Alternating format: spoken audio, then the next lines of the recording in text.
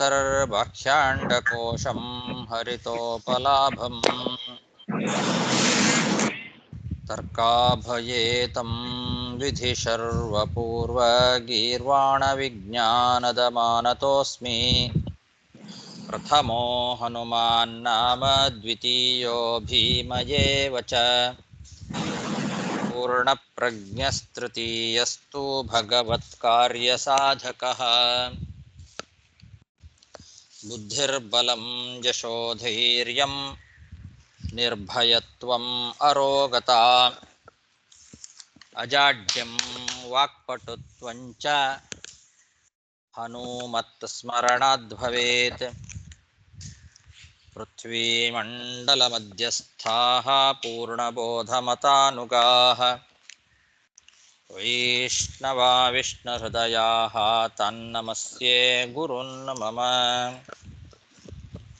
ಜನ್ಮಾದ್ಯಸ್ಯ ಯತೋನ್ಮಯಾದಿತರತಶ್ಚಾರ್ಥೇಷ್ವಭಿಜ್ಞಸ್ವರಾಟ್ ತೇನೇ ಬ್ರಹ್ಮಹೃದಾಯ ಆದಿಕವಯೇ ಮುಹ್ಯಂತಿ M ಸೂರಯಃ ತೇಜೋ ವಾರಿಮೃದಾಂ ಯಥಾ ವಿನಿಮಯೋ ಯತ್ರ ತ್ರಿಸರ್ಗೋ ಮೃಷಾ ಧಾಮ್ನಾ ಸ್ವೇನ ಸದಾ ನಿರಸ್ತಕುಹಕಂ ಸತ್ಯಂ ಪರಂ ಧೀಮಹಿ ಸೃಷ್ಟಿಸ್ಥಿತ್ಯಪ್ಯೇಹಾ ನಿಯತಿದೃಶಿತಮೋ ಬಂಧಮೋಕ್ಷಾಶ್ಚ ಯಸ್ಮಾತ್ ಅಸ್ಯ ಶ್ರೀ ಬ್ರಹ್ಮರುದ್ರಪ್ರಭೃತಿಸುರನರದ್ವೇಷಶತ್ರುತ್ಮಕಸ್ಯ ವಿಷ್ಣೋರ್ವ್ಯಸ್ತಾಃ ಸಮಸ್ತಾಃ ಸಕಲಗುಣನಿಧಿಃ ಸರ್ವದೋಷವ್ಯಪೇತಃ ಪೂರ್ಣಾನಂದೋ ವ್ಯಯೋ ಯೋ ಗುರುರಪಿ ಪರಮಃ ಚಿಂತಯೇ ತಂ ಮಹಾಂತಂ ಯಂ ಪ್ರವ್ರಜन्तಮನುಪೇತಮಪೇತಕೃತ್ಯಂ ದ್ವೈಪಾಯನೋ ವಿರಹಕಾತರ ಆಜುಹಾವ ಪುತ್ರೇತಿ ತನ್ಮಯತಯಾ ತರವೋಪಿ ನೇದುಃ तं ಸರ್ವಭೂತಹೃದಯಂ ಮುನಿಮಾನತೋऽಸ್ಮಿ. ಶ್ರೀ ಗುರುಭ್ಯೋ ನಮಃ. ಹರಿ ಓಂ. ಶ್ರೀಮದ್ಭಾಗವತದ ಪಂಚಮ ಸ್ಕಂಧದ 23ನೇ ಅಧ್ಯಾಯದಲ್ಲಿ ಇವತ್ತು 39ನೇ ಗದ್ಯ. ಸ ಏಷಃ ಏವಂ ಅನುಶ್ರುತೋ ಅಭಿಧ್ಯಾಯಮಾನೋ ಮುಮುಕ್ಷೂಣಾಂ ಅನಾದಿಕಾಲಕರ್ಮ ವಾಸನಾಗ್ರಥಿತಂ ಅವಿದ್ಯಾಮಯಂ ಹೃದಯಗ್ರಂಥಿಂ ಸತ್ವರಜಸ್ತಮೋಮಯಂ ಅಂತರ್ಹೃದಯಂ ಗತ ಆಶು ನಿರ್ಭಿನತ್ತಿ.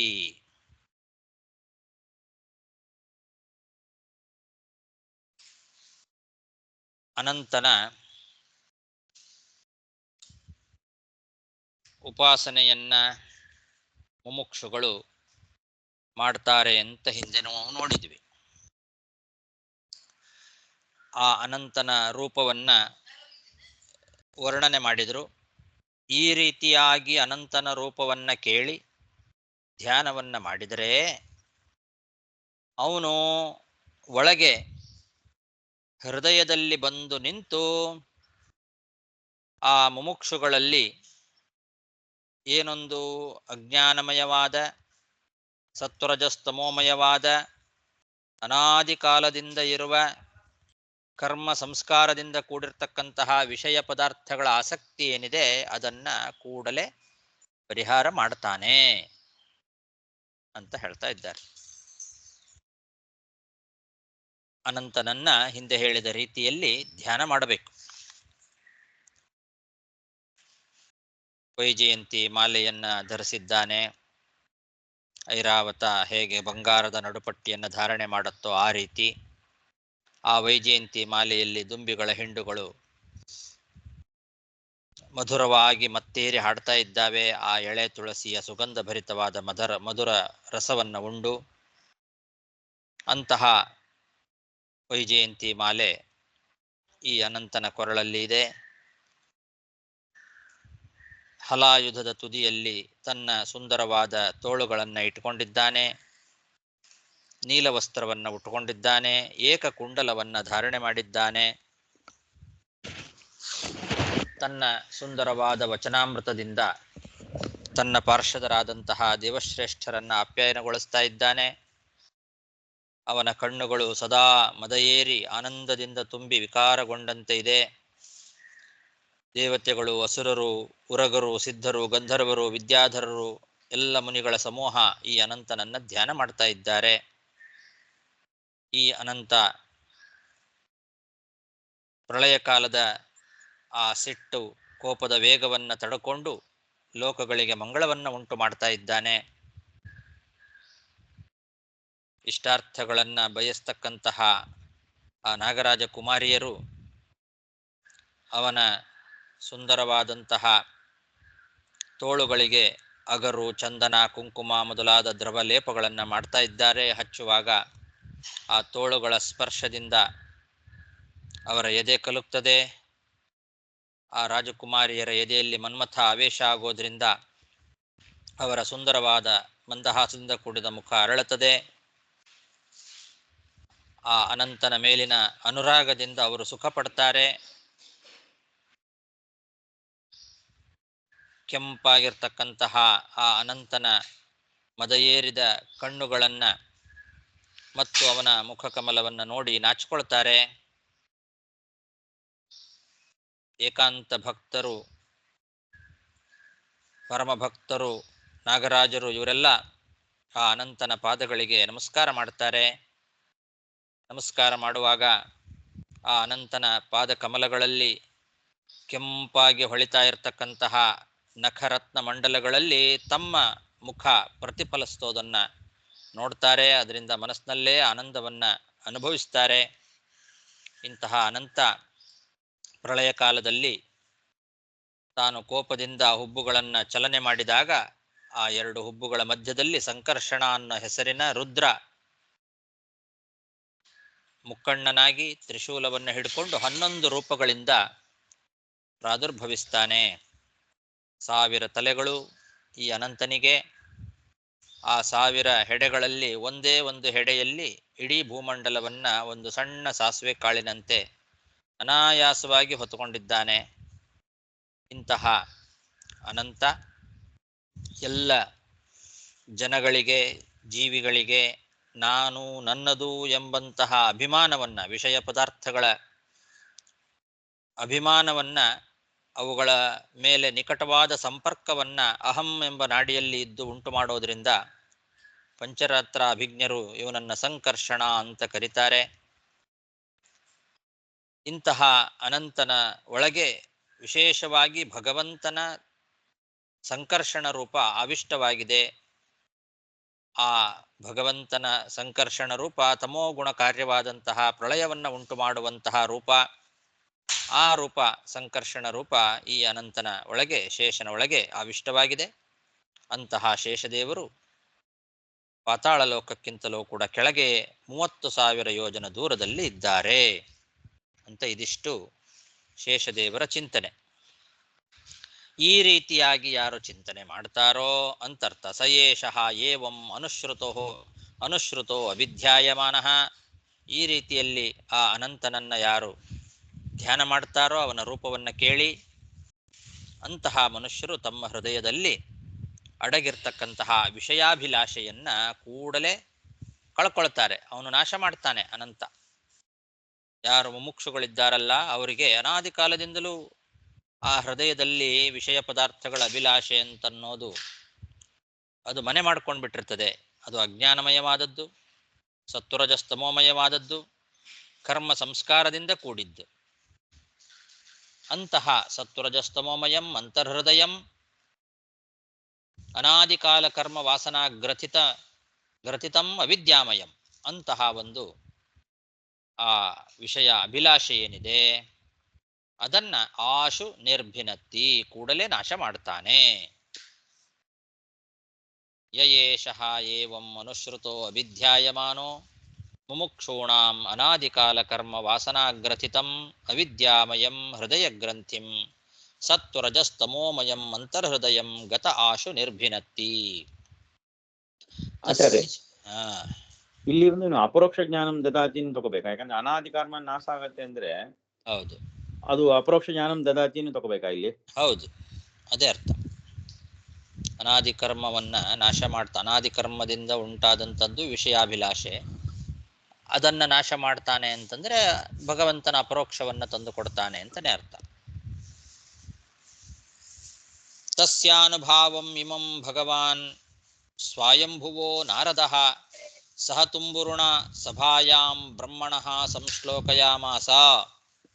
ಈ ಅನಂತನ ಮಹಿಮೆ ಅಪಾರವಾದದ್ದು.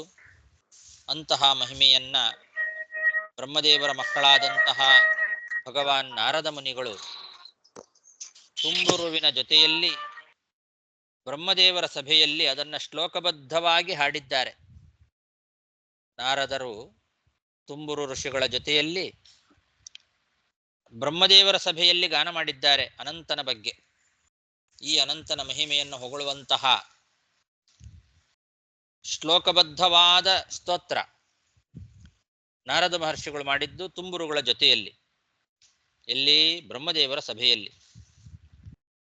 ತಸ್ಯಾನುಭಾವಂ ಇಮಂ ಭಗವಾನ್ ಸ್ವಯಂಭುವೋ ನಾರದಃ ಸಹ ತುಂಬುರುಣ ಸಭಾಯಾಂ ಬ್ರಹ್ಮಣಃ ಸಂಶ್ಲೋಕಯಾಮಾಸ. ಸಂಶ್ಲೋಕಯಾಮಾಸ ಅಂದ್ರೆ ಶ್ಲೋಕ ರೂಪದಲ್ಲಿ ಅದನ್ನ ಹಾಡಿದ್ದಾರೆ. ಏನಂತ?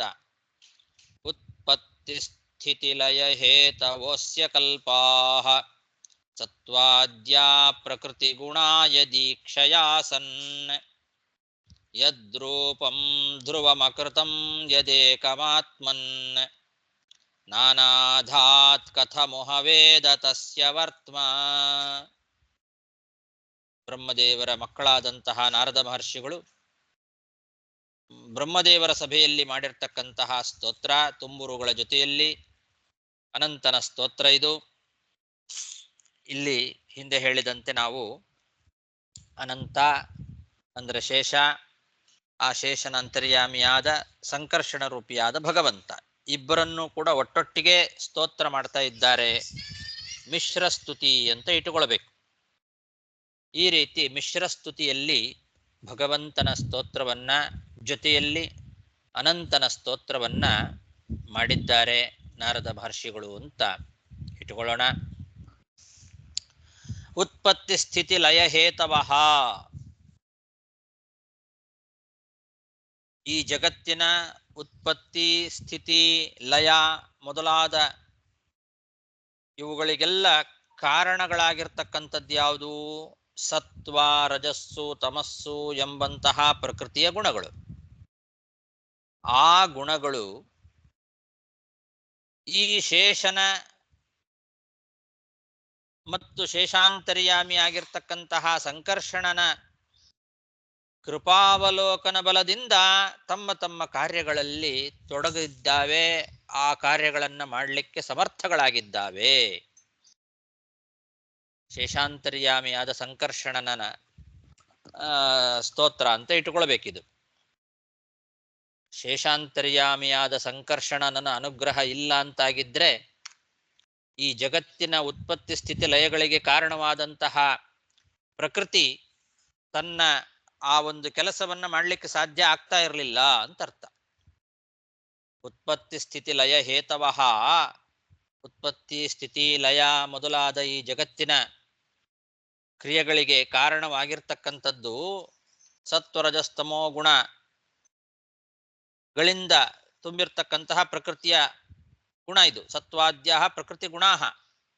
ಈ ಪ್ರಕೃತಿ ಗುಣಾಹ ಯದೀಕ್ಷಯ ಆಸನ್, ಯಾವ ಈ ಸಂಕರ್ಷಣನ ಒಂದು ಈಕ್ಷಯ ಅಂದ್ರೆ ಅವನು ಕೃಪಾ ಅವಲೋಕನ ಮಾಡೋದರಿಂದ ನಡೀತಾ ಇದೆಯೋ ಅಂತಹ ಸಂಕರ್ಷಣ ಅನಾದಿ ಕಾಲದಿಂದ ಶಾಶ್ವತನಾಗಿದ್ದಾನೆ. ಆ ಸಂಕರ್ಷಣ ಧ್ರುವಂ ಯದ್ರೂಪಂ ಧ್ರುವಂ ಅಕೃತಂ ಯದೇಕಂ ಆತ್ಮನ್ ನಾನಾಧಾತ್.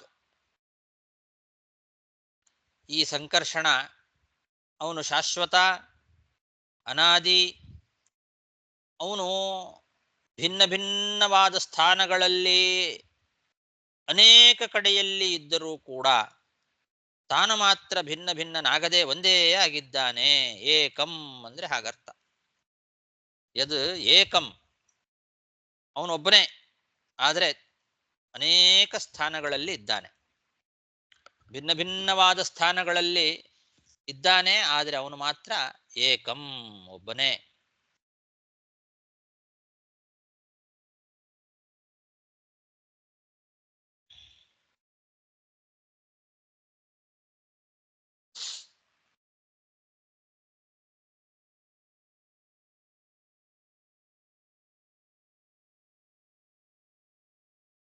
ತನ್ನೊಳಗೇನೆ ನಾನಾ ವಿಧವಾದಂತಹ ಜಗತ್ತನ್ನ ಧಾರಣೆ ಮಾಡಿದ್ದಾನೆ.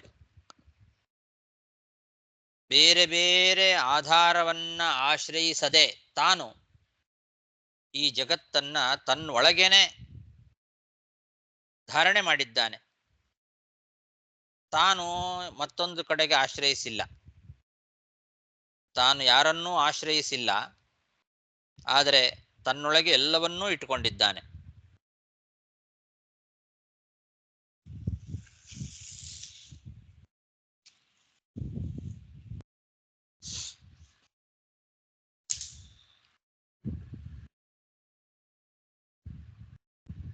ಎಲ್ಲಿದೆ?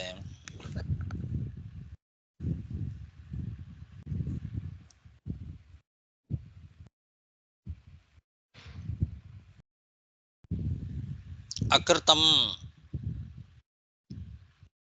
ಅಕೃತ್ರಿಮತ್ವಾತ್ ಅಕೃತಂ.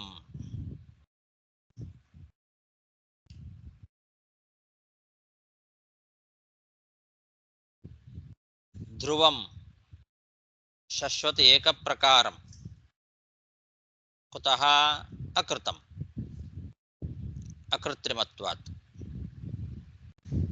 ನಿತ್ಯಸ್ಯಾಪಿ ಜೀವಸ್ಯ ಶರೀರ ಸಂಬಂಧೇನ ವಿಕಾರಾತ್ ಅಕೃತಸ್ಯಾಪಿ ಪ್ರಧಾನಸ್ಯ ಕಾರ್ಯರೂಪೇಣ ತು ತತ್ವದರ್ಶನಾತ್ ಅಸ್ಯ ಅಕೃತತ್ವಂ ಔಪಚಾರಿಕಂ ಕಿಂ ನ ಸ್ಯಾದಿತಿ ತತ್ರಾಹ ಯದೇಕಂ.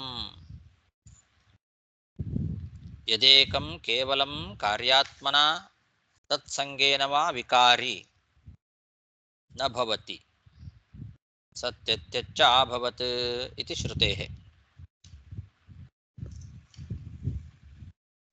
ಇವನು ಯಾವಾಗಲೂ ಒಂದೇ ರೀತಿಯಲ್ಲಿ ಇರ್ತಾನೆ, ಶಶ್ವತ ಏಕಪ್ರಕಾರ. ಅಕೃತ ಅಂದ್ರೆ ತಾನು ಅನೇಕ ಸ್ಥಾನಗಳಲ್ಲಿ ಇದ್ದರೂ ಕೂಡ ತಾನು ಮಾತ್ರ ಭಿನ್ನ ಅಲ್ಲ, ಶಾಶ್ವತ ಒಂದೇ ರೀತಿಯಲ್ಲಿ ಇರ್ತಾನೆ. ತಾನು ಭಿನ್ನ ಭಿನ್ನನಾಗದೆ ಒಂದೇ ಆಗಿರ್ತಾನೆ ಅಂತ ಅರ್ಥ.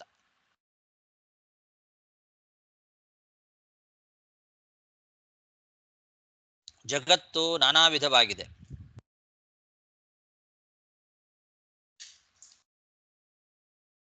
ನಾನಾ ವಿಧವಾದ ಜಗತ್ತನ್ನ ತಾನು ಮಾತ್ರ ಏಕವಿಧನಾಗಿಯೇ ನಾನಾ ವಿಧವಾದ ಜಗತ್ತನ್ನ ತನ್ನೊಳಗೆ ಧಾರಣೆ ಮಾಡಿದ್ದಾನೆ. ಆತ್ಮನ್ ಆತ್ಮನಿ ಸ್ವಾಧಾರತೆಯ ನಾನಾ ಅಂದ್ರೆ ನಾನಾ ವಿಧಂ ಜಗತ್ ಅಧಾತ್ ಧೃತವತ್. ನಾನಾ ಅಧಾತ್ ನಾನಾ ವಿಧವಾದ ಈ ಜಗತ್ತನ್ನ ಅಧಾತ್ ಧಾರಣೆ ಮಾಡಿದ್ದಾನೆ.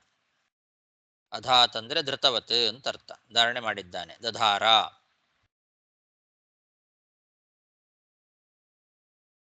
ಸ್ಥಾನಭೇದೇನ ಭೇದಶಂಕಾ ಪರಿಹಾರಾಯ ಏಕಂ ಇತ್ಯುಕ್ತಂ ಅನನ್ಯಾಧೀನತ್ವ ಪ್ರದರ್ಶನಾಯ ಆತ್ಮನ್ ಇತಿ. ಆತ್ಮನ್ ಅಂತ ಹೇಳಿದ್ರಿಂದ ಅವನು ಬೇರೆ ಯಾರನ್ನೂ ಆಶ್ರಯಿಸಿಲ್ಲ ಅನ್ನೋದು ಗೊತ್ತಾಗ್ತದೆ. ಏಕಂ ಅಂತ ಹೇಳಿದ್ರಿಂದ ಸ್ಥಾನ ಭೇದ ಇದ್ರೂ ಕೂಡ ತನ್ನಲ್ಲಿ ಭೇದ ಇಲ್ಲ ಅನ್ನೋದು ಗೊತ್ತಾಗ್ತದೆ. ಸ್ಥಾನ ಭೇದ ಇದ್ದದ್ರಿಂದ ತನ್ನಲ್ಲೂ ಭೇದ ಇದೆಯೋ ಏನೋ ಅನ್ನೋ ಶಂಕಾ ಪರಿಹಾರ ಮಾಡಲಿಕ್ಕೆ ಏಕಂ ಅಂತ. ತಾನು ಈ ಜಗತ್ತನ್ನು ಆಶ್ರಯಿಸಿದ್ದಾನೆ, ಈ ಜಗತ್ತನ್ನು ಇಡೀ ತನ್ನೊಳಗೆ ಇಟ್ಕೊಂಡಿದ್ದಾನೆ, ತಾನು ಇನ್ನೊಬ್ಬರನ್ನ ಯಾರನ್ನ ಆಶ್ರಯಿಸ್ಕೊಂಡಿದ್ದಾನ ಅನ್ನೋ ಒಂದು ಶಂಕೆ ಬರ್ತದೆ. ಅದಕ್ಕೋಸ್ಕರ ಆತ್ಮನ್ ಅಂತ ಹೇಳಿದ್ದು. ಅವನು ಯಾರನ್ನು ಆಶ್ರಯಿಸಿಕೊಂಡು ಇಲ್ಲ. ಅಂತಹ ಸಂಕರ್ಷಣ ರೂಪಿಯಾದ ಭಗವಂತ, ಶೇಷಾಂತರ್ಯಾಮಿಯಾದ ಆ ಸಂಕರ್ಷಣ ರೂಪಿಯಾದ ಭಗವಂತನ ಸ್ವರೂಪವನ್ನ ಜನರು ಕಥಂ ವೇದ, ಹೇಗೆ ತಾನೇ ಪೂರ್ತಿಯಾಗಿ ತಿಳಿಲಿಕ್ಕೆ ಸಾಧ್ಯ? ಮುಖ್ಯಂತಿಯಂ ಸೂರಯ ಅಂತ ಇದನ್ನೇ ಹೇಳಿದ್ದು. ಅವನನ್ನ ಪೂರ್ಣವಾಗಿ ತಿಳಿಲಿಕ್ಕೆ ಜ್ಞಾನಿಗಳಿಂದಲೂ ಸಾಧ್ಯ ಆಗೋದಿಲ್ಲ. ಹೇಗೆ ತಾನೇ ತಿಳಿಲಿಕ್ಕೆ ಸಾಧ್ಯ? ಕಥಮುಹ ವೇದ. ಇದರಿಂದ ಆ ಸಂಕರ್ಷಣ ಸರ್ವೋತ್ತಮ. ಆಮೇಲೆ ಅವನಿಗೆ ಅಕೃತಂ ಅಂದ್ರೆ ಪ್ರಾಕೃತವಾದ ಶರೀರ ಇಲ್ಲ, ಜ್ಞಾನಾನಂದಾತ್ಮಕವಾದ ಶರೀರ. ಈ ಜಗತ್ತಿನ ಸೃಷ್ಟಿ ಸ್ಥಿತ್ಯಾದಿಗಳನ್ನು ಇವನೇ ಪ್ರಕೃತಿಯ ಮೂಲಕವಾಗಿ ಮಾಡಿಸ್ತಾ ಇದ್ದಾನೆ. ಪ್ರಕೃತಿಯ ಗುಣಗಳಾದ ಸತ್ವರಜಸ್ತಮೋ ಗುಣಗಳು ತಮ್ಮ ತಮ್ಮ ಕಾರ್ಯಗಳನ್ನು ಮಾಡಲಿಕ್ಕೆ ಸಮರ್ಥಗಳಾಗಿದ್ದೇ ಇವನ ಅನುಗ್ರಹದಿಂದ ಅನ್ನೋದರಿಂದ ಪ್ರಕೃತಿಯನ್ನೂ ಮೀರಿದ ಸರ್ವೋತ್ತಮ ತತ್ವ ಅನ್ನೋದು ಗೊತ್ತಾಗ್ತದೆ. ಏಕಸ್ ಸರ್ವಾಧಿಕೋ ಜ್ಞೇಯ ಏಷ ಏವ ಕರೋತಿ ಯತ್ ಅಂತ ಮಹಾವರಾಹದಲ್ಲಿ ಇರ್ತಕ್ಕಂತಹ ವಾಕ್ಯ. ಇಂತಹ ಭಗವಂತನನ್ನ ಯಾರು ತಾನೇ ತಿಳಿಲಿಕ್ಕೆ ಸಾಧ್ಯ? ಅವನನ್ನು ಪೂರ್ಣವಾಗಿ ತಿಳಿಲಿಕ್ಕೆ ಜ್ಞಾನಿಗಳಿಂದಲೂ ಸಾಧ್ಯ ಇಲ್ಲ ಅನ್ನೋದು ಮುಖ್ಯಂತಿಯಂ ಸೂರಯ ಅನ್ನೋದರ ವಿವರಣೆ.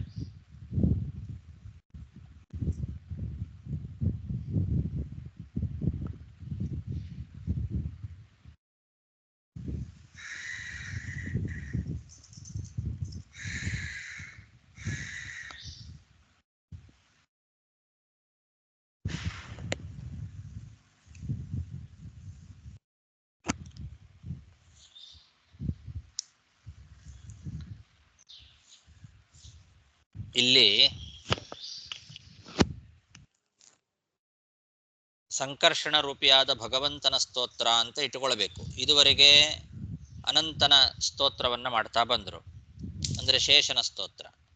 ಈಗ ಶೇಷಾಂತರ್ಯಾಮಿಯಾದ ಸಂಕರ್ಷಣ ಸ್ತೋತ್ರವನ್ನು ಮಾಡ್ತಾ ಇದ್ದಾರೆ. ಯಾಕೆಂದ್ರೆ ಇಲ್ಲಿ ಜಗಜ್ಜನ್ಮಾದಿ ಕರ್ತೃತ್ವ ಅನ್ನೋ ಒಂದು ಗುಣವನ್ನು ಹೇಳಿದ್ದಾರೆ. ಇದು ಭಗವಂತನಲ್ಲೇ ಇರತಕ್ಕಂತಹ ಒಂದು ಮಹಿಮೆ.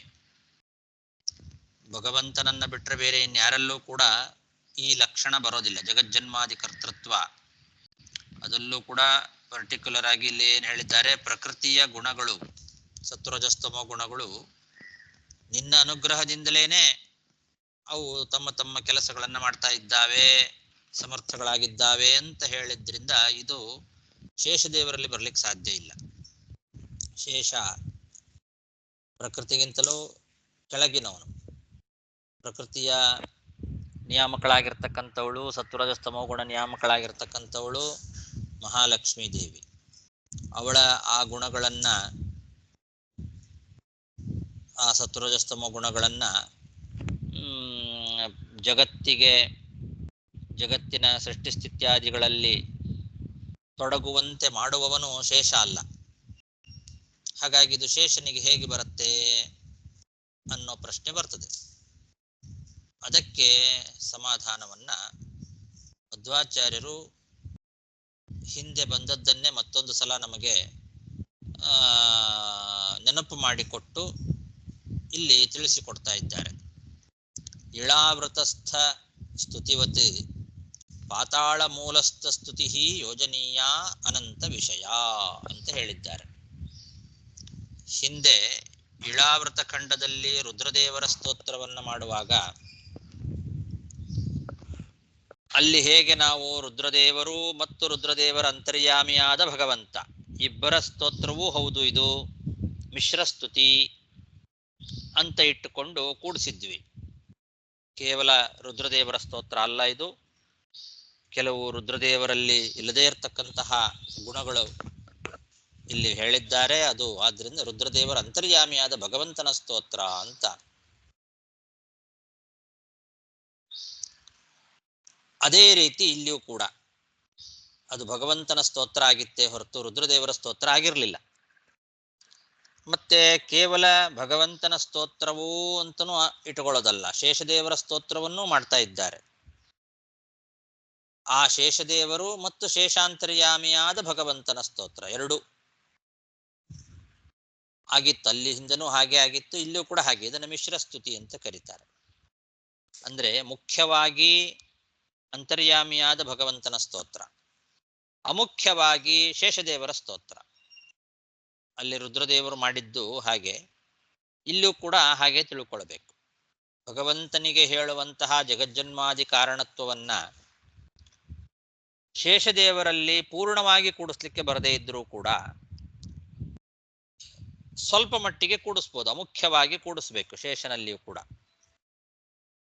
ಅಂದ್ರೆ ಶೇಷನಿಗಿಂತ ಕೆಳಗೆ ಇರುವಂತಹ ಜಗತ್ತಿನ ಜನ್ಮಾದಿ ಕರ್ತೃತ್ವ ಶೇಷನಿಗೂ ಕೂಡ ಬರ್ತದೆ. ಅದು ಅಷ್ಟರ ಮಟ್ಟಿಗೆ ಅದನ್ನು ಸಂಕೋಚ ಮಾಡಿ ಅರ್ಥ ಇಟ್ಟುಕೊಳ್ಬೇಕು. ಹೀಗೆ ಮಿಶ್ರಸ್ತುತಿ ಅಂತ ಇಟ್ಟುಕೊಂಡು ಕೂಡಿಸ್ಬೇಕು, ಆವಾಗ ವಿರೋಧ ಇಲ್ಲ ಅಂತ ಈ ರೀತಿ ಮಧ್ವಾಚಾರ್ಯರು ನಮಗೆ ತಾತ್ಪರ್ಯವನ್ನ ಬರೆದು ಈ ಸಂದರ್ಭದಲ್ಲಿ ಬರುವಂತಹ ಪ್ರಶ್ನೆಗೆ ಉತ್ತರವನ್ನು ಕೊಟ್ಟಿದ್ದಾರೆ. ಉತ್ಪತ್ತಿ ಸ್ಥಿತಿ ಲಯ ಹೇತವೋಸ್ಯ ಕಲ್ಪಾಃ ಸತ್ವಾದ್ಯಾ ಪ್ರಕೃತಿ ಗುಣಾಯ ದೀಕ್ಷಯಾ ಸನ್ ಯದ್ರೂಪಂ ಧ್ರುವಮಕೃತಂ ಯದೇಕಮಾತ್ಮನ್ ನಾನಾಧಾತ್ ಕಥಮುಹವೇದ ತಸ್ಯ ವರ್ತ್ಮ ಮೂರ್ತಂ ಯಪ್ ಗುರುಕೃಪಯಾ ಬಭಾರ ಸತ್ವಂ. ಹೇಳಿ. ಸ್ಥಾನ ಭೇದ ಅಂದ್ರೆ ಬೇರೆ ಬೇರೆ ಜಗತ್ತಿನ ಒಂದು ಇದು ಧಾರಣ ಮಾಡಿದ್ದಾರೆ. ಆ ಸ್ಥಾನ ಭೇದದಿಂದ ಬೇರೆ ಬೇರೆ ರೂಪಗಳಿಂದ ಅದು ಭೇದ ಇದೇನ ಅಂತ ತಿಳ್ಕೊಳ್ಳಬೇಡ ಅಂತ ಹೇಳ್ತಾರೆವಾ? ಜಗತ್ತು ನಾನಾ ವಿಧವಾಗಿದೆ, ನಾನಾ ಸ್ಥಾನಗಳು ಇದ್ದಾವೆ ಜಗತ್ತಿನಲ್ಲಿ. ಆದ್ರಿಂದ ಅಲ್ಲೆಲ್ಲ ಕಡೆಯಲ್ಲೂ ಕೂಡ ಇವನು ಇದ್ದಾನೆ ಅಂದಮೇಲೆ ಅವನು ಕೂಡ ಭಿನ್ನ ಭಿನ್ನನಾಗಿದ್ದಾನೋ ಅನ್ನೋ ಸಂಶಯ ಬರ್ತದೆ. ಅದಕ್ಕೆ ಇಲ್ಲ, ಜಗತ್ತು ನಾನಾ ಭಿನ್ನ ಸ್ಥಾನದಲ್ಲಿ ಇದ್ರೂ ಕೂಡ, ಭಿನ್ನ ಭಿನ್ನ ಸ್ಥಾನದಲ್ಲಿ ತಾನು ಇದ್ರೂ ಕೂಡ, ಜಗತ್ತಿನ ಭಿನ್ನ ಭಿನ್ನವಾದ ಸ್ಥಾನಗಳಲ್ಲಿ ತಾನು ಇದ್ರೂ ಕೂಡ ತಾನು ಮಾತ್ರ ಭಿನ್ನ ಭಿನ್ನ ಆಗಿಲ್ಲ ಅಂತ. ಓಕೆ.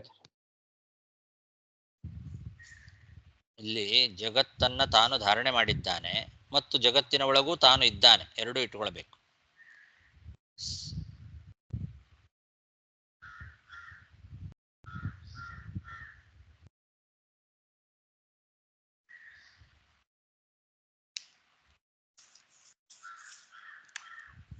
ಜಗತ್ತಿನ ಒಳಗೆ ತಾನು ಇದ್ದು ಈ ಜಗತ್ತನ್ನ ನಡೆಸ್ತಾ ಇದ್ದಾನೆ. ಆದರೆ ತಾನೇ ಜಗದ್ರೂಪವಾಗಿ ಪರಿಣಾಮ ಹೊಂದಿಲ್ಲ. ಜಗತ್ತು ಪ್ರಾಕೃತವಾದ ಜಗತ್ತು, ಅದು ಪ್ರಾಕೃತವೇ. ತಾನೇ ಈ ಪ್ರಾಕೃತವಾದ ಜಗದ್ರೂಪದಿಂದ ಪರಿಣಾಮವನ್ನು ಹೊಂದಿದ್ದಲ್ಲ, ಆದರೆ ಈ ಜಗತ್ತಿನ ಒಳಗೆ ಅದೇ ರೂಪದಿಂದ ತಾನು ಇದ್ದಾನೆ ಅಷ್ಟೇ.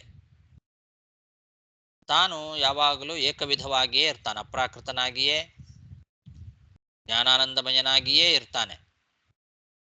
ಆದರೆ ಜಗತ್ತು ಮಾತ್ರ ನಾನಾ ವಿಧವಾಗಿದೆ.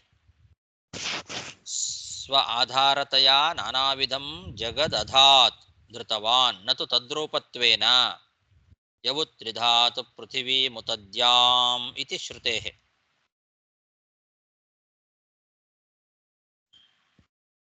ಓಕೆ. ಸೊ ಇದು ಆತ್ಮನ್ ಶಬ್ದಕ್ಕೆ ಬಂದು ಅವನೇ ಸ್ವಾಮಿ ಬರುತ್ತೆ. ಆತ್ಮನೀನ್ ಹೇಳಿದ್ರೆ ಆತ್ಮನಿ ಅವನ ಒಳಗೆ ಈ ಜಗತ್ತು ಇದೆ.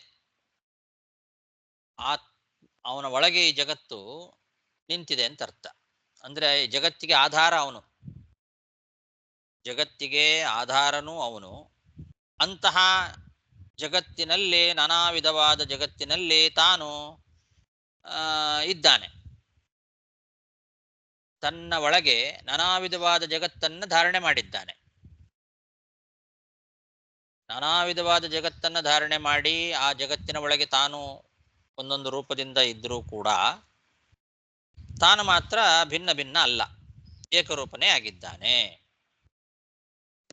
ಅಂತ ಹಾಗಿಟ್ಕೊಳ್ಬೇಕು, ಸೇರಿಸ್ಕೊಳ್ಬೇಕು ಅದನ್ನ. ಆತ್ಮನಿ ಪದ ಒಂದು ಶ್ಲೋಕದಲ್ಲಿ ಇಲ್ಲ. ಓಕೆ, ಆತ್ಮನ್ನೇ ಇದೆ. ಆತ್ಮನ್ ಅಂತ ಇರೋದು ಶ್ಲೋಕದಲ್ಲಿ. ಆತ್ಮನ್ ಅನ್ನೋದಕ್ಕೆ ಆತ್ಮನಿ ಸ್ವಾಧಾರತೆಯ ನಾನಾವಿಧಂ ಜಗತ್ ಅಂತಾನೆ ಅರ್ಥ ಬರೀತಾರೆ. ಅಧಾತ್ ಧೃತವಾನ್. Okay okay.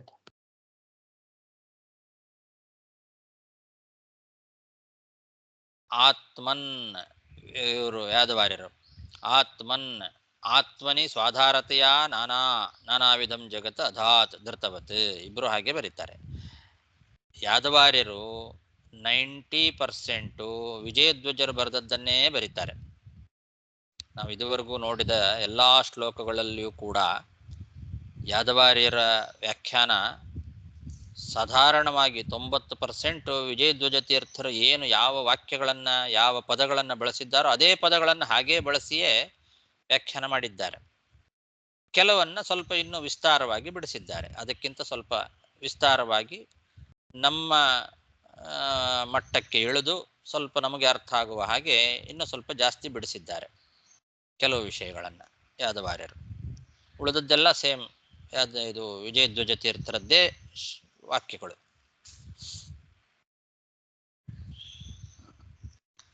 ಮೂರ್ತಂ ಯಪ್ ಪುರುಕೃಪಯಾ ಬಭಾರ ಸತ್ವಂ ಸಂಶುದ್ಧಂ ಸದಸದಿದಂ ವಿಭಾತಿ ಯತ್ರ ಯಲ್ಲೀಲಾಂ ಮೃಗಪತಿರಾದದೇನ ವದ್ಯಾಂ ಆದಾತುಂ ಸ್ವಜನಮನಾಂಸ್ಯನಂತವೀರ್ಯಃ.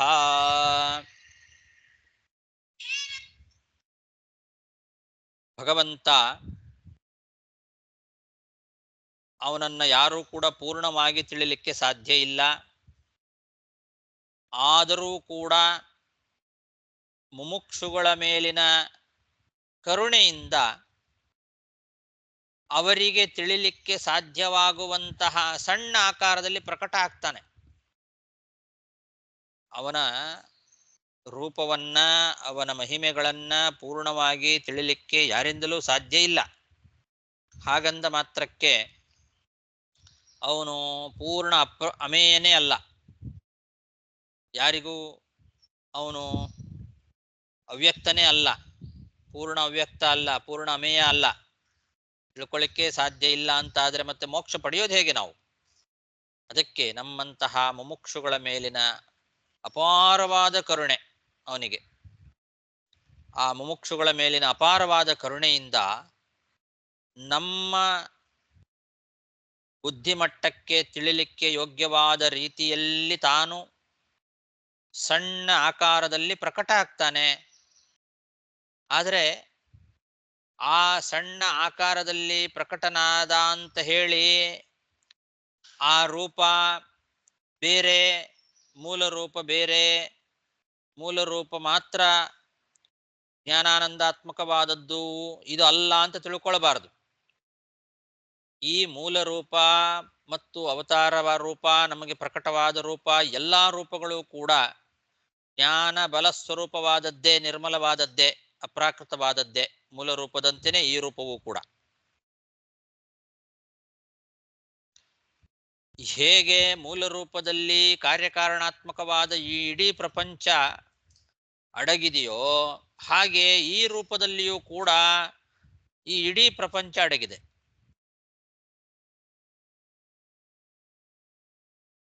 ಅದನ್ನು ನಾವು ತಿಳ್ಕೊಳ್ಬೇಕು. ಆ ರೂಪಕ್ಕೂ ಈ ರೂಪಕ್ಕೂ ಏನು ವ್ಯತ್ಯಾಸ ಇಲ್ಲ. ನಮ್ಮ ಮೇಲಿನ ಕರುಣೆಯಿಂದ ಭಗವಂತ ಅದನ್ನ ಸಣ್ಣದಾಗಿ ಮಾಡಿ ತೋರಿಸಿದ್ದಾನಷ್ಟೇ. ನಮಗೆ ಪ್ರಕಟ ಆಗ್ತಾನೆ, ನಮಗೆ ಅಪರೋಕ್ಷವನ್ನ ಕೊಟ್ಟು ನಮ್ಮನ್ನ ಉದ್ಧಾರ ಮಾಡಲಿಕ್ಕೋಸ್ಕರ, ನಮಗೆ ಮೋಕ್ಷವನ್ನ ಕೊಡ್ಲಿಕ್ಕೋಸ್ಕರ ಭಗವಂತ ಆ ರೀತಿ ಸಣ್ಣದಾಗಿ ತೋರಿಸ್ಕೊಳ್ತಾನೆ ಅಷ್ಟೇ. ಅದು ನಮ್ಮ ಮೇಲಿನ ಕೃಪೆ. ಅದು ಆ ರೂಪಕ್ಕೂ ಈ ರೂಪಕ್ಕೂ ಏನು ಭೇದ ಇಲ್ಲ.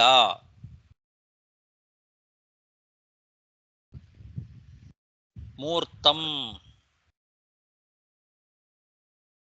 ಅಂದ್ರೆ ಸತ್ವಂ ಬಲಜ್ಞಾನ ಸಮಾಹಾರ ಲಕ್ಷಣಂ.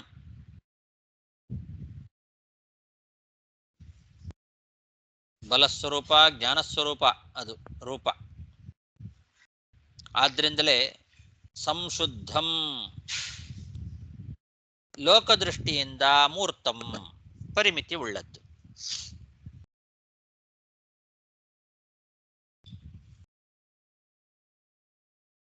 ಹೀಗೆ 2 ಸಲ ಇಟ್ಕೊಳ್ಬೇಕು. ಅದನ್ನ ತಂತ್ರೇಣ ಪ್ರಯೋಗ ಅಂತ ಕರೀತಾರೆ. ಒಂದೇ ಪದವನ್ನ 2 ಬಾರಿ ಒಂದು ಅರ್ಥದಲ್ಲಿ ಒಂದು ಸಲ, ಮತ್ತೊಂದು ಅರ್ಥದಲ್ಲಿ ಇನ್ನೊಂದು ಸಲ ಇಟ್ಟುಕೊಂಡ್ರೆ ಅದನ್ನ ತಂತ್ರ ಅಂತ ಕರೀತಾರೆ. ಅವನು ಪರಿಶುದ್ಧನಾಗಿದ್ದಾನೆ, ಆ ರೂಪ ಮೂಲ ರೂಪದಂತೆಯೇ ಅಪ್ರಾಕೃತವಾದದ್ದು, ಜ್ಞಾನಬಲ ಸ್ವರೂಪವಾದದ್ದು, ಅಪರಿಮಿತವಾದದ್ದು. ಆದರೆ ಲೋಕದೃಷ್ಟಿಯಿಂದ ಮೂರ್ತಂ, ಪರಿಮಿತಿಯಾಗಿ ತೋರಿಸ್ತಾನೆ. ಯತ್ರ ರೂಪೇ ಇದಂ ಸದಸತ್ ಕಾರ್ಯಕಾರಣಾತ್ಮಕಂ. ಯಾವ ಈ ರೂಪದಲ್ಲಿ ಈ ಇಡೀ ಕಾರ್ಯಕಾರಣಾತ್ಮಕವಾದ ಸದಸತ್ ಅಂತಂದ್ರೆ ಸದಸದಿದಂ, ಸತ್ ಅಸತ್ ಅಂದ್ರೆ ಕಾರ್ಯ ಕಾರಣ ಅಂತ ಅರ್ಥ. ಸತಸತ್ ಇದಂ ಅಂದ್ರೆ ಕಾರ್ಯಕಾರಣಾತ್ಮಕವಾದಂತಹ ಇದಂ ಈ ಜಗತ್ತು ಯತ್ರ ವಿಭಾತಿ ಯಾವ ಆ ಭಗವಂತನ ರೂಪದಲ್ಲೇ ಇದೆ. ಅಧಿಕರಣ ಆಧೇಯೋ ನಾಮಭೇದ ಶಂಕನೀಯ. ಮೃಗಪತಿ ಸಿಂಹೋ ಯಸ್ಯ ಲೀಲಾಂ ಶೌರ್ಯಾದಿಲಕ್ಷಣಂ ಆದದೆ ಆಶಿಕ್ಷತೆ.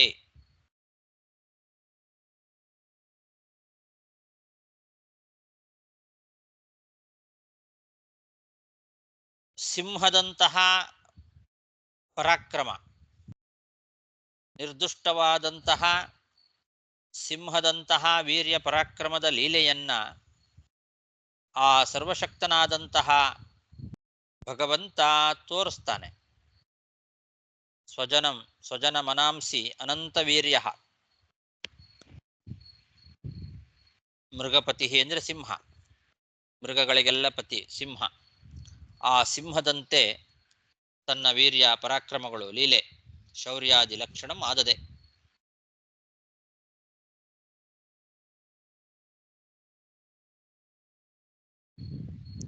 ಸ್ವಜನರನ್ನ ಉದ್ಧಾರ ಮಾಡಲಿಕ್ಕೋಸ್ಕರ ಆದಾತುಂ ಸ್ವಜನ ಮನಾಂಸಿ. ಸ್ವಜನರು ಯಾರಿದ್ದಾರೆ ತನ್ನ ಭಕ್ತ ಜನರು, ಆ ಭಕ್ತ ಜನರನ್ನ ಆ ಭಕ್ತ ಜನರ ಮನಸ್ಸನ್ನ ತನ್ನ ಕಡೆಗೆ ಸೆಳಿಲಿಕ್ಕೋಸ್ಕರ ಸ್ವಜನ ಮನಾಂಸಿ ಆದಾತುಂ, ಸ್ವಜನರ ಮನಸ್ಸನ್ನ ಆದಾತುಂ ಅಂದ್ರೆ ತನ್ನ ಕಡೆಗೆ ವಶೀಕರಣ ಮಾಡ್ಕೊಳ್ಳಿಕ್ಕೋಸ್ಕರ ಸಿಂಹ ಹೇಗೆ ಉದಾರ ವೀರ್ಯ ಲೀಲೆ ಶೌರ್ಯಾದಿಗಳನ್ನು ಪಡೆದಿದೆಯೋ ಹಾಗೆ ತಾನೂ ಕೂಡ ಸಿಂಹದಂತೆ ಅನಂತ ಪರಾಕ್ರಮಿಯಾಗಿದ್ದಾನೆ, ಲೀಲೆಯನ್ನ ತೋರಿಸ್ತಾನೆ.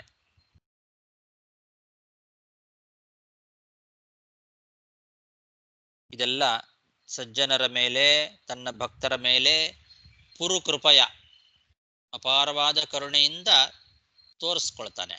ಇಲ್ಲದೇ ಇದ್ರೆ ಮುಮುಕ್ಷುಗಳು ಅವನನ್ನು ತಿಳ್ಕೊಳ್ಳಿಕ್ಕೆ ಹೇಗೆ ಸಾಧ್ಯ? ಹಿಂದಿನ ಶ್ಲೋಕದಲ್ಲಿ ಕಥಮುಹ ವೇದ ತಸ್ಯ ವರ್ತಮ ಅಂತ ಹೇಳಿದ್ರು. ಅವನನ್ನ ಹೇಗೆ ತಾನೇ ತಿಳಿಲಿಕ್ಕೆ ಸಾಧ್ಯ? ಯಾರು ತಾನೇ ತಿಳಿಲಿಕ್ಕೆ ಸಾಧ್ಯ? ಯಾರು ಕೂಡ ಅವನನ್ನ ತಿಳಿಲಿಕ್ಕೆ ಸಾಧ್ಯ ಇಲ್ಲ ಅಂತ ಹೇಳಿದ್ರು. ಹಾಗಾದ್ರೆ ಮೋಕ್ಷ ಹೇಗೆ ಮುಮುಕ್ಷುಗಳಿಗೆ? ಅವನನ್ನ ತಿಳ್ಕೊಳ್ಳದೇ ಇದ್ರೆ ಮೋಕ್ಷ ಇಲ್ಲ, ಅವನ ಜ್ಞಾನ ಬರದೇ ಇದ್ರೆ ಮೋಕ್ಷ ಇಲ್ಲ, ಅವನ ದರ್ಶನ ಆಗದೇ ಇದ್ರೆ ಮೋಕ್ಷ ಇಲ್ಲ.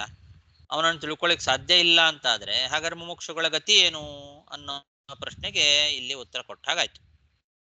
ಅವರ ಮೇಲಿನ ಕರುಣೆಯಿಂದ ಈ ತನ್ನ ಅಪಾರವಾದಂತಹ ಅಪರಿಮಿತವಾದಂತಹ ರೂಪವನ್ನು ಕೂಡ ಪರಿಮಿತಿಯನ್ನಾಗಿ ಮಾಡಿ ನಮಗೆ ತೋರಿಸ್ತಾನೆ, ಸಣ್ಣದಾಗಿ ಮಾಡಿ ತೋರಿಸ್ತಾನೆ. ಆ ಸಣ್ಣ ರೂಪದಲ್ಲಿಯೂ ಕೂಡ ಇಡೀ ಜಗತ್ತು, ಸದಾತ್ಮಕವಾದ ಜಗತ್ತು, ಕಾರ್ಯಕಾರಣಾತ್ಮಕವಾದ ಜಗತ್ತು ಅಡಗಿದೆ. ಅದಕ್ಕೂ ಇದಕ್ಕೂ ಭೇದ ಚಿಂತನೆ ಮಾಡಬಾರದು. ಅದು ಹೇಗೆ ಸರ್ವಶಕ್ತವೋ, ಅದು ಹೇಗೆ ಜ್ಞಾನ ಬಲಾತ್ಮಕವೋ, ಅದು ಹೇಗೆ ಮೃಗಪತಿ ಇವ ಸಿಂಹದಂತೆ ಅಪಾರವಾದ ಶೌರ್ಯಾದಿ ಲಕ್ಷಣಗಳಿಂದ ಸಂಪನ್ನವಾಗಿದೆಯೋ ಹಾಗೆ ಈ ರೂಪವೂ ಕೂಡ ಹಾಗೇ ಇದೆ ಅಂತ ಚಿಂತನೆ ಮಾಡಬೇಕು. ಭಕ್ತರ ಮೇಲಿನ ಪುರುಕೃಪೆಯ ಆ ಒಂದು ಕೃಪೆಯಿಂದ ಮಾತ್ರ ಪರಿಮಿತಿಯನ್ನಾಗಿ ಮಾಡಿ ಲೋಕದೃಷ್ಟಿಯಿಂದ ಪರಿಮಿತಂ ಮೂರ್ತಂ ರೂಪಂ ಬಬಾರ. ತಾನು ಲೀಲೆಗಳನ್ನು ತೋರಿಸ್ತಾನೆ, ಜನರ ಮನಸ್ಸನ್ನ ತನ್ನ ಕಡೆ ವಶೀಕರಣ ಮಾಡಲಿಕ್ಕೋಸ್ಕರ. ಮೂರ್ತಂ ಯ ಪುರುಕೃಪಯಾ ಬಭಾರ ಸತ್ವಂ ಸಂಶುದ್ಧಂ ಸದಸದಿದಂ ವಿಭಾತಿ ಯತ್ರ ಯಲ್ಲೀಲಾಂ ಮೃಗಪತಿರಾದದೇನ ವದ್ಯಾಂ ಆದಾತುಂ ಸ್ವಜನಮನಾಂಸ್ಯನಂತವೀರ್ಯಃ. ಸಾಕು. ಶ್ರೀಕೃಷ್ಣಾರ್ಪಣಮಸ್ತು. ಸೊ ಇಲ್ಲಿ ಆಚಾರ್ಯ ಇಲ್ಲಿ ಮೂರ್ತ ಅಂದ್ರೆ ಇಲ್ಲಿ ಅವತಾರ ಅಂತ ತಗೋಬೇಕು. ನಾನಾ ಮೂರ್ತ ಮೂರ್ತಿ. ಅಂದ್ರೆ ಚಿಕ್ಕದು ಅಂತ ಅರ್ಥ. ಓಕೆ, ಚಿಕ್ಕದಾಗಿ ಮಾಡಿ ತೋರಿಸ್ತಾನೆ. ನಮ್ಮ ಯೋಗ್ಯತೆಗೆ ಅನುಗುಣವಾಗಿ ನಮಗೆ ಕಾಣುವಂತೆ ಪರಿಚ್ಛಿನ್ನವಾಗಿ ಮಾಡ್ತಾನೆ ಅಂತ ಅರ್ಥ. ಪರಿಚ್ಛಿನ್ನ ಅಂತ ಅರ್ಥ ಮೂರ್ತ ಅಂದ್ರೆ. ಓಕೆ ಆಚಾರ್ಯ. ಸೊ ಇಲ್ಲಿ ಅನೇನ ಪದರತ್ನಲ್ಲಿ ಅನೇನ ಆತ್ಮನ್ ನಾನಾ ಅದಾದ ಇತ್ಯತ್ರ ಸ್ವ ಅಭಿನ್ನ ಮತ್ಸ್ಯಾದಿ ನಾನಾವತರ ಅಪಿ ಅಕೃತ ಇತಿ ಜ್ಞಾಯತೆ. ಸೊ ಬೇಸಿಕಲಿ ನಮಗೆ ತೋರಿಸ್ತಾ ಅಂದ್ರೆ ಅದು ಪ್ರತಿಮಾ ಇಲ್ಲಿ ಬಂದು ಏನ ನಮಗೆ ಏನು ಅಷ್ಟು ವಿಷಯ ಗೊತ್ತಲ್ಲ ಅಲ್ವಾ. ಅವನು ಒಂದು ಅವತಾರ ತಗೊಂಡು ನಮಗೆ ತೋರಿಸಿದ್ರೆ ನಮ್ಗೆ ಅರ್ಥ ಆಗತ್ತೆ ಅಂತ ತಗೋಬೇಕಾ, ಇಲ್ಲ ಒಂದು ಪ್ರತಿಮೆನೇ ಬಂದು ಅದು ಮೆಸ್ವದಾಚಾರ್ಯರು ಅಂತತ್ರ ಕರ ಅರ್ಚಿದ ಅದೆಲ್ಲ ನೋಡಿದ್ರೆ ನಮಗೆ ಆ ಸ್ಫುರಣೆ ಬರ್ತೇವೋ, ಹೇಗೆ ತಗೋಬೇಕು ಅದು? ಭಗವಂತನ ಮತ್ಸ್ಯಾದಿ ರೂಪಗಳಿದ್ದಾವಲ್ಲ, ಆ ರೂಪಗಳು ಕೂಡ ಹೀಗೆ ಅಂತ ಅದನ್ನ ಹೇಳಿದ್ದಾರೆ ಅವರು. ಪ್ರತಿಮೆಗಳಲ್ಲ ಇದು. ಪ್ರತಿಮೆ ಅದು ಭಗವಂತನಿಗೆ ಆರಾಧನೆ ಮಾಡಲಿಕ್ಕೆ ಒಂದು ಇದು ಅಷ್ಟೆ. ಪ್ರತಿಮೆ ಬೇಕಲ್ಲ ನಮಗೆ, ಹೌದು, ಅದಕ್ಕೋಸ್ಕರ ಅಷ್ಟೆ. ಆ ಪ್ರತಿಮೆಯ ಒಳಗೆ ಭಗವಂತನ ಸನ್ನಿಧಾನ ಇದೆ ಅಂತ ಚಿಂತನೆ ಮಾಡಬೇಕು. ಓಕೆ. ಸೊ ಇಲ್ಲಿ ಚಿಕ್ಕದಾಗಿ ತಕೊಂಡ್ ಬರ್ತಾ ಅಂದ್ರೆ ನಮಗೆ ಮನುಷ್ಯರಿಗೆ ನಮಗೆ ಒಂದು ಅರ್ಥ ಸನ್ನಿಧಾನ ಮಾಡಿಸ್ಲಿಕ್ಕೋಸ್ಕರ ಅರ್ಚಾವತಾರ ಅಂತಾರೆ, ಒಂದು ಮೂರ್ತಿ ಬೇಕಲ್ವಾ ನಮಗೆಲ್ಲ. ಮೂರ್ತಿ ಅಲ್ಲ, ಸಾರಿ, ನಮಗೆ ಪ್ರತಿಮೆ ನಮಗೆ ಗೋಚರ ಆಗ್ಲಿಕ್ಕೋಸ್ಕರ ನಮ್ಮ ಬುದ್ಧಿಮಟ್ಟಕ್ಕೆ ತಿಳಿಯುವ ಹಾಗೆ ಪರಿಮಿತವಾಗಿ ತಾನು ತನ್ನನ್ನು ತೋರಿಸ್ಕೊಳ್ತಾನೆ. ಹರೇ ಶ್ರೀನಿವಾಸ ಆಚಾರ್ಯ, ನಂಗೆ ವಿಷ್ಣು ಪುರಾಣ ಕಾಲ್ ಬರೋದಿಲ್ಲ. ಮೆಸೇಜ್ ಹಾಕಿದ್ದೇನೆ, ಅದೇ ಹೇಳೋಣ ಅಂದ್ಬಿಟ್ಟು. ಯಾರು ನೀವು? ವಿಜಯರಾಮ್ ವಿ ತಿರೋದು ನೋಡ್ರಿ. ನೀವು ಗ್ರೂಪ್ ಅಲ್ಲಿ ಇದ್ದೀರಾ? ಸ್ಕೈಬಲ್ ಈಗ ಕೇಳ್ತಾ ಇದ್ದೇನೆ, ಭಾಗವತ ಕೇಳ್ತಾ ಇದ್ದೇನೆ. ನೈಟ್ ಬರ್ದಾಗ ಕಾಲ್ ಬರುತ್ತೆ. ವಿಷ್ಣು ಪುರಾಣಕ್ಕೆ ನಂಗೆ ಕಾಲ್ ಬಂದಿಲ್ಲ. ವಿಷ್ಣು ರಹಸ್ಯದ ಇಷ್ಟು ದಿವಸ ಬರ್ತಿತ್ತಾ? ಇಲ್ಲಿ ಇಷ್ಟು ದಿನ ಒಂದೊಂದ್ ದಿನ ನಡುಪರ ಅರ್ಧ ಮಧ್ಯೆ ಮಧ್ಯೆ ಕಾಲ್ ಬರೋದಿಲ್ಲ. ಅಂದ್ರೆ ನೀವು ಆ ಗ್ರೂಪ್ ಅಲ್ಲಿ ಇದ್ದೀರಿ ಹಾಗಾದ್ರೆ? ಇದ್ದೇನೆ. ಒಂದೊಂದ್ ದಿನ ಕಾಲ್ ಬರ್ತೇ, ಒಂದೊಂದ್ ದಿನ ಬರೋದಿಲ್ಲ. ನಾ ಕ್ಲಾಸ್ ಇಲ್ಲ ಅಂತ ನೆನ್ಸಿನ, ಆಮೇಲೆ ಅವ್ರು ಹೇಳಿದ್ರು ಇತ್ತಿಲ್ಲ ಅಂತ, ಯಾಕೆ ಬಂದ ಸ್ಕೈಪ್ ಅಲ್ಲಿ ಗ್ರೂಪ್ ಅಲ್ಲಿ ನೀವೇನ್ ಇದ್ದೀರಲ್ಲ, ಅಲ್ಲಿ ಒಂದು ಲಿಂಕ್ ಕಳಿಸಿದ್ದೇನೆ. ಆ ಲಿಂಕ್ ಅನ್ನ ಕ್ಲಿಕ್ ಮಾಡ್ಕೊಳ್ರಿ, ಅದು ಹೊಸ ಇನ್ನೊಂದು ಲಿಂಕಿಗೆ ಹೋಗಿ ಜಾಯ್ನ್ ಆಗತ್ತೆ. ಆ ಲಿಂಕ್ ಅಲ್ಲಿ ಪಾಠ ನಡೆಯುತ್ತೆ. ಅಲ್ಲಿ ಲಿಂಕ್ ಇದೆಯಾ? ಅಲ್ಲಿ ಅಲ್ಲೇ ಇದೆ, ಆ ಗ್ರೂಪ್ ಅಲ್ಲೇ ಇದೆ. ನೋಡಿಕೆ ಚಂದ್ರಾಚಾರ್ಯ, ಧನ್ಯವಾದಗಳು. ಹರೇ ಶ್ರೀನಿವಾಸ.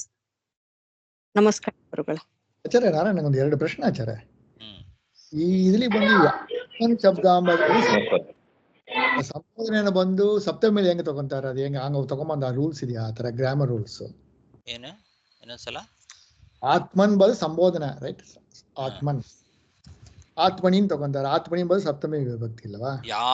ಅದೇ ಈಗ ಶಾಸ್ತ್ರಗಳಲ್ಲಿ ಬರುವಂತಹ ಒಂದು ಶಬ್ದವನ್ನ ಯಾವ ವಿಭಕ್ತಿಯಲ್ಲಿ ಬೇಕಾದರೂ ನಾವು ಅದಕ್ಕೆ ತಕ್ಕಂತೆ ಮಾಡಿಕೊಳ್ಬೋದು ಅದಕ್ಕೆ ಅರ್ಥವನ್ನ. ವೇದಗಳಲ್ಲಿ ಬರುವಂತಹ ಪದಗಳಿಗೆ ಹಾಗೆ ಹೇಳ್ತಾರೆ. ಆದರೆ ಇದು ವೇದ ತುಲ್ಯ ಅಂತ ಹೇಳಿ ಅದರಿಂದಲೂ ಹಾಗೆ ಇಟ್ಕೊಳ್ಬೇಕು. ಪ್ರಥಮ ವಿಭಕ್ತಿನ ಬಂದು ಎಲ್ಲಾ ವಿಭಕ್ತಿ ತಗೊಂಬಂಬ ಒಂದು ರೂಲ್ಸ್ ಹೇಳ್ತಾರೆ. ಬಟ್ ಈ ಹಿಂದೆಡೆಯೂ ಅವನ್ನ ಅಂತ ಕೇಳಿದೆ. ಕೆಲವು ಸಲ ಹಾಗೂ ಆಗತ್ತೆ. ಓಕೆ. ಆಮೇಲೆ ನಾವು ಇದು ಶೇಷದೇವರು ನೋಡ್ತಾ ಇದ್ದಲ್ಲ, ನಾವು ಈ 3ನೇ ಅಧ್ಯಾಯ 9ನೇ ಸ್ಕಂದದಲ್ಲಿ ಈ ಸನಕಾದಿಲ ಈ ಭಾಗವತ ಉಪದೇಶ ಪರಂಪರೆ ಪತ್ತಿಯಲ್ಲಿ ನಾವು ನೋಡಿದ್ರು. ನಾವು ಅಲ್ಲಿ ಸನಗಾದಿಲಿ ಹೋಗಿ ಶೇಷದೇವರನ್ನ ಹೋಗಿ ಪಾದಾಳಕ್ಕೆ ಹೋಗಿ ಪ್ರಾರ್ಥನೆ ಮಾಡ್ತಾರೆ. ಅಲ್ಲಿ ನಂಗೆ ಭಾಗವತ ಉಪದೇಶ ಮಾಡು ಹೇಳ್ತಾರೆ. ಭಾಗವತ ಉಪದೇಶ ಬಂದು ಮಾಡ್ತಾರೆ. ಅಲ್ಲಿ ಪಾದಾಳಕ್ಕೆ ಹೋಗಿ ಈ ಶೇಷದೇವರನ್ನ ಒಂದು ಸ್ತೋತ್ರ ಮಾಡಿ ಉಪದೇಶ ಕೇಳ್ತಾರೆ. ಅವರು ಹೇಳ್ತಾರೆ ನಿಮಗೆ ಅಲ್ಲಿ ಒಂದು ಕೊಟ್ಟಿದ್ದಾರೆ, ನೀವು ಕೇಳಿಲ್ಲ. ನೀವು ಹೆಂಗೆ ನಾವು ತಗೊಬೇಕು, ಅವ್ರ ಅಮಾನುಷ ರೂಪ ಇದೆಯಾ ಇಲ್ಲವಾ ಎಂಬ ಒಂದು ಪ್ರಶ್ನೆ. ನೀವು 2ನೇ ಅಧ್ಯಾಯ 3ನೇ ಅಧ್ಯಾಯ ಇದೆಯಾ? ಕೈಲಿ ಇಟ್ಟಿದ್ದೀರಾ ನೀವು? ತೇಯಾಮರಿ ಇದೆಯಾ? ಮನುಷ್ಯ ರೂಪ ಇದೆ, ಇಲ್ಲ ಅಂತ ಹೇಳಿಲ್ಲ. Okay. ಮನುಷ್ಯ ರೂಪ ಯಾವ ತಗೊಳ್ತಾರೆ, ಇಲ್ಲ ಅಂತ ನಾ ಹೇಳ್ತಾ ಇಲ್ಲ. ಇಲ್ಲಿ ಪ್ರಕೃತದಲ್ಲಿ ಸ್ತೋತ್ರ ಮಾಡ್ತಾ ಇದ್ದಾರಲ್ಲ, ನಿನ್ನೆ ನಾವೇನು ಸ್ತೋತ್ರ ಮಾಡಿದ್ವಲ್ಲ, ಈ ರೂಪ ಯಾವುದು ಅಂತ ಅಷ್ಟೇ ಪ್ರಶ್ನೆ. ಮನುಷ್ಯ ರೂಪ ಇಲ್ಲ ಅಂತ ಹೇಳಿಲ್ಲ. ಶೇಷದೇವರು ಯಾವ ರೂಪದಿಂದ ಬೇಕಾದ್ರೂ ಯಾವಾಗ ಬೇಕಾದ್ರೂ ಹೇಗೆ ಬೇಕಾದ್ರೂ ಬರಬಹುದು. ನಾವು ಚಿಂತನೆ ಮಾಡ್ತಾ ಇರುವಂತಹ ಈ ರೂಪ ಯಾವುದು? ಅದ ಇಲ್ಲಿ ಬಂದು ಇಲ್ಲಿ ಯಾರ್ಯಾರು ನಾಗಕನ್ನಿಗಳು ಸ್ತೋತ್ರ ಮಾಡ್ತಾರಲ್ಲ ನೋಡಿರ್ಲ, ಅದೇ ಅಲ್ಲಿ ಬರ್ತೆ 3ನೇ ಸ್ಕಂದದಲ್ಲಿ 9ನೇ ಅಧ್ಯಾಯದಲ್ಲಿ, ರೈಟ್? ಅದು ಇದು ಲಿಂಕ್ ಮಾಡಿಕೊಂಬಂದ ಅಂತ ನನಗೆ ಕ್ವಶನ್ ಮಾಡಿಕೊಂಬಂದ. ಅಲ್ಲಿ ಬಂದು ದೇವಾಗ ಒಂದು ಫೋಟೋ ಕಳಿಸಿದ್ರಲ್ಲ ನಿನ್ನೆ ವಾಟ್ಸಪ್ ಅಲ್ಲಿ, ಹಾ, ಅದು ಪರವಾಗಿಲ್ಲ. ಅದರಲ್ಲಿ ಎರಡೂ ಇದೆ, ಹೆಡೆನೂ ಇದೆ, ಆಮೇಲೆ ಮುಖನೂ ಇದೆ. ಆ ಹೆಡೆಯ ಮಧ್ಯದಲ್ಲಿ ಮುಖ ಇದೆ, ಪಾದನೂ ಇದೆ, ಎಲ್ಲ ಈ ಕಡೆಗೆ ಹಾವಿನ ಶರೀರವೂ ಇದೆ, ಈ ಕಡೆ ಪುರುಷ ಶರೀರವೂ ಇದೆ. ಅಂಥದ್ದನ್ನ ಇಟ್ಟುಕೊಳ್ಬಹುದು. ಸೊ ಅಲ್ಲಿ ಒಂದು ಶೇಷ ದೊಡ್ಡ ಪೀಠದಲ್ಲಿ ಕೂತಿದ್ದಾನ, ಅಲ್ಲಿ ಹೋಗಿ ಸನಗಾದಿಗಳು ಬಂದು ಹೋಗಿ ಸ್ತೋತ್ರ ಮಾಡ್ತಾರೆ. ಆಮೇಲೆ ಇನ್ನೊಂದು ಮಾತು ಕೊಟ್ಟಿದ್ದಾರೆ, ದೇವಾಗ ಕ್ರೀಡಾದಿ ಅಲಂಕಾರವಂತಹ ಶ್ರೂಯಂತೆ. ಆಮೇಲೆ ಸಹಸ್ರಮೇವ ಸಾಗಸ್ರಂ ಕ್ರೀಡಾನಾಂ ಸಾಗಸ್ರೇ ಪ್ರತ್ಯುಕ್ತಾನಾಂ ಮಣೀನಾಂ ಪ್ರವೇಕೈಃ ಶ್ರೇಷ್ಠೈಃ ಪ್ರೋತ್ಯೋದಿತಂ ಪ್ರಕಾಶಿತಂ ಉತ್ತಾಮಂ ಉತ್ಕೃಷ್ಟಂ ಚ ಪನಾನಾಂ ಸಹಸ್ರಂ ಯಸ್ಯ ಸಹ ತದೋಕ್ತಂ ಹಂಗನ್ ಕೊಟ್ಟಿದ್ದಾರೆ. ಸೊ ಅದ ಅರ್ಥ ನೀವು ಅದು ನೋಡಿರ, ಅದು ಹೊಂದಿ ಬರ್ತೀಯ ಅಂಬ ನಾನು ಕೇಳಿದೆ. ಆಮೇಲೆ ನೋಡ್ತೇನೆ ಹಾಗಾದ್ರೆ. ಓಕೆ, ಅದು ಎಷ್ಟನೇ ಶ್ಲೋಕ ನಂಬರ್ ಪದ್ಯದ್ದು? 3ನೇ ಸ್ಕಂದ 9ನೇ ಅಧ್ಯಾಯ 6ನೇ ಶ್ಲೋಕ. 6, 5 2 ಶ್ಲೋಕ 3 ಆಗುತ್ತೆ. ಓಕೆ.